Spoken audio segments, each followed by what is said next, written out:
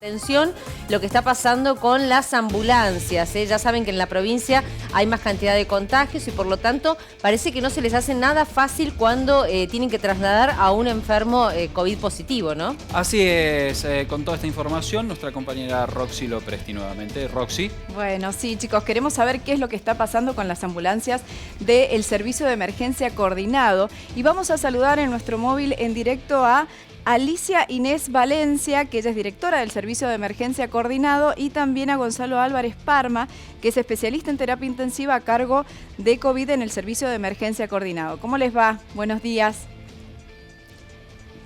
Buenos días. ¿Cómo andan? Bueno, cuéntenos esto que está sucediendo con las ambulancias del Servicio de Emergencia Coordinado cuando se produce el traslado y la recepción de un paciente, sobre todo aquellos pacientes que tienen una afectación respiratoria severa, por ejemplo. De los dos subsectores que existen, el sector privado y el sector público, donde tenés mayores dificultades es en el sector privado. Ya desde hace 2 semanas que nosotros veníamos sintiendo esto de que cada vez te costaba más encontrar camas.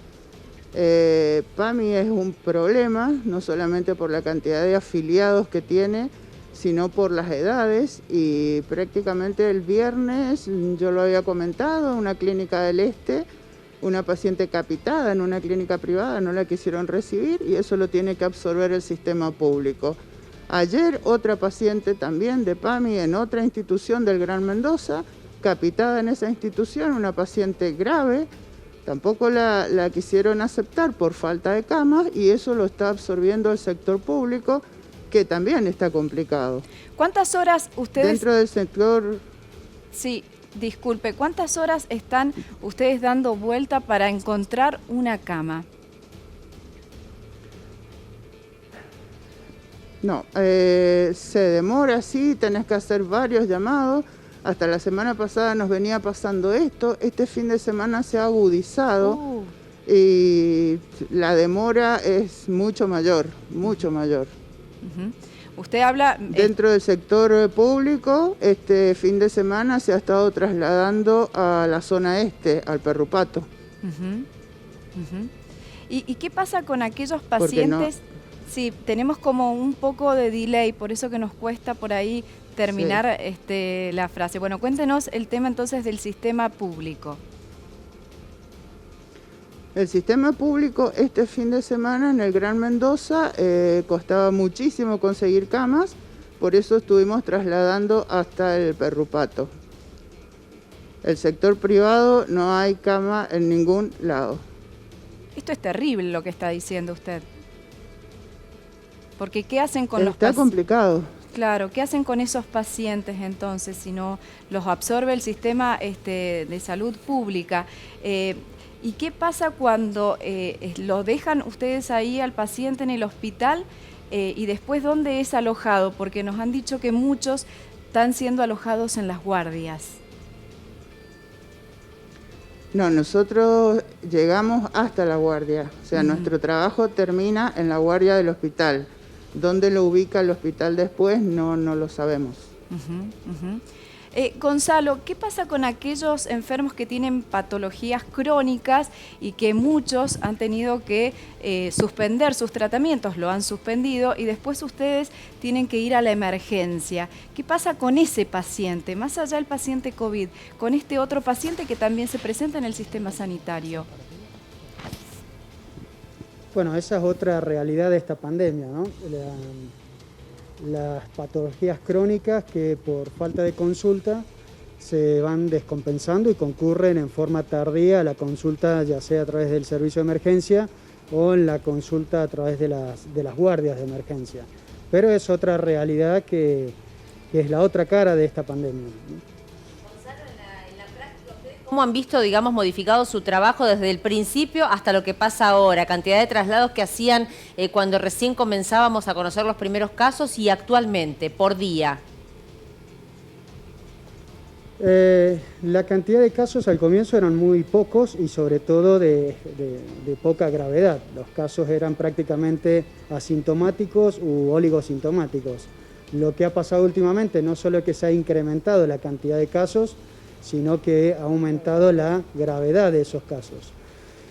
Sumado a la problemática de la entrega de los pacientes, es decir, de conseguir la cama, el servicio se ha ido modificando o ha ido atravesando distintas etapas en cuanto a la capacitación. Se ha capacitado primero en el uso apropiado y racional del equipo de protección personal, y hoy estamos no solo equipando las ambulancias, sino capacitando al personal para sostener a aquel paciente grave que no puede ser admitido en una guardia con la urgencia de vida.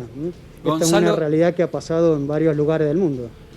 La consulta puntual es si ustedes conocen cuánto se demora desde el momento en que el paciente admite tener COVID-19 hasta el momento en que se los traslada a un efector de salud, porque muchos televidentes denuncian que pasan días a veces hasta que finalmente se los traslada a un hospital. A ver, el tiempo en que reciben atención hospitalaria es muy relativo. El servicio coordinado atiende a los casos de urgencia y emergencia. Todo lo que es patología COVID, la atención se realiza a través del 0800 de la provincia y desde ahí se otorga no solo el turno, sino el lugar al cual va a ser referido para su atención y evaluación. En el caso de un paciente que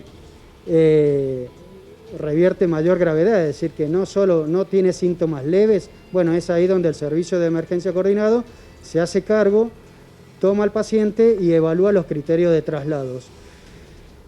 Ahí es cuando aparecen las complicaciones a la hora de conseguir un hospital receptor. Ese tiempo, desde que la ambulancia evalúa al paciente en el domicilio hasta que el paciente es admitido en alguna guardia, es el que se va prolongando.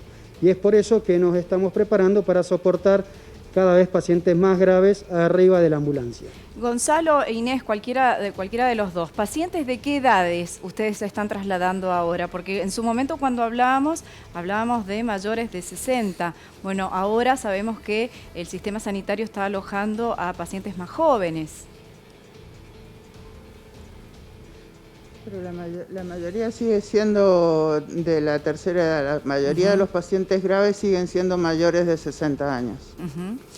Ustedes en su momento, ustedes toman todas las precauciones, pero ¿hay alguno que se haya contagiado o alguno de ustedes está aislado en este momento?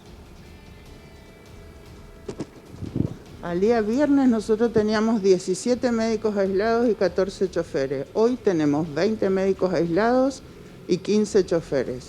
Indudablemente que el sistema está resentido. El día de hoy se está trabajando con 6 ambulancias menos. Es imposible poder cubrir esas ambulancias con la cantidad de personal aislado y con el tiempo de aislamiento. ¿Y cómo están haciendo entonces? Bueno, ustedes están diciendo que es muy difícil, pero ¿cómo están haciendo entonces ahora? Y más teniendo en cuenta que hay más pacientes. Se codifica y se recarga al personal que esté trabajando. Y estos contagios se han producido a pesar, nosotros les hicimos una entrevista cuando estaban comenzando los primeros casos y nos mostraban, digamos, todo el protocolo que tenían y que tenían equipamiento a la hora de los traslados. Digamos, ¿se producen contagios a pesar de esto? ¿Creen que se producen mientras trabajan o son contagios que se han producido en otro momento? Nosotros no tenemos personal contagiado dentro del servicio. El problema de la gente de salud es el pluriempleo. Claro, si que van de una clínica a otra, de un trabajo a otro. Exactamente. Si te lo aíslan en un efector, lo aíslan para el resto de los efectores. Nosotros tenemos esa cantidad de aislamiento precisamente por eso, porque han sido aislados en otras instituciones y repercute en el servicio. Pero dentro del servicio nosotros no tenemos ningún contagiado por el modo de trabajo del servicio. Nosotros tenemos imágenes para acompañar a lo que usted está diciendo, para mostrar esto, de qué forma ustedes se protegen. Bueno, ahí vemos, chicos, evidentemente tienen mucha protección. Otra cosa, el tema de los insumos, las ambulancias, ¿están en buen estado para hacer frente a esta situación que ustedes están viviendo o son ambulancias viejas? En el servicio no se ha hecho renovación del parque automotor en los últimos 5 años. Las ambulancias Mercedes-Benz, que son las que son su mayoría, son del año 2015. Después tenemos 3 o 4 del 2017 y a partir de ese momento no se hizo recambio de ambulancias. Pero están bien trabajando, digo, no han tenido... En cuanto al equipamiento, sí, están todas equipadas. Nos quedan creo que 2 en el Gran Mendoza sin respirador, precisamente por esto que hablábamos recién de tener que sostener el paciente más tiempo del que uno estaba acostumbrado. Están todas equipadas. Bien. Bueno, ¿y cuál es el mensaje que ustedes dejan ante esta situación? Está complicado, tenemos el servicio resentido. Le pedimos a la gente, por favor, que colabore, que sepa la realidad que nosotros estamos atravesando, que cuando en la sala de radio le dicen va a tener que esperar, no es porque no queramos ir rápidamente, sino porque estamos complicados. Bien.